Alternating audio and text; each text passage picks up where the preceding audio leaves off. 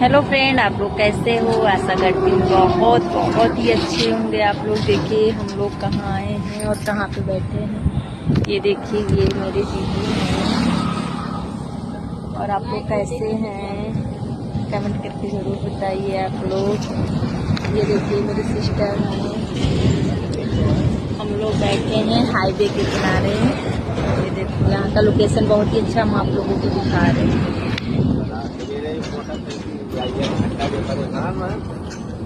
उधर से आवाज लगी बाहर स्टाफ और स्टार्ट ना हो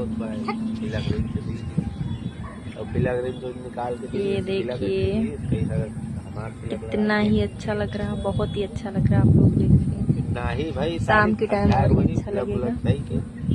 चला स्टार्ट ना क्या हुआ?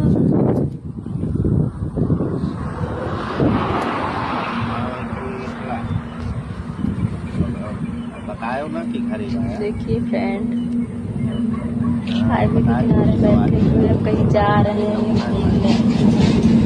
थोड़ा काम है इसलिए आए हैं। मैंने सोचा एक ब्लॉग वीडियो बना के डाल दें, आप लोग देख लीजिए हम आए हैं नौका वाला। ये देखिए इधर ही हुई हम देखत रह जाए।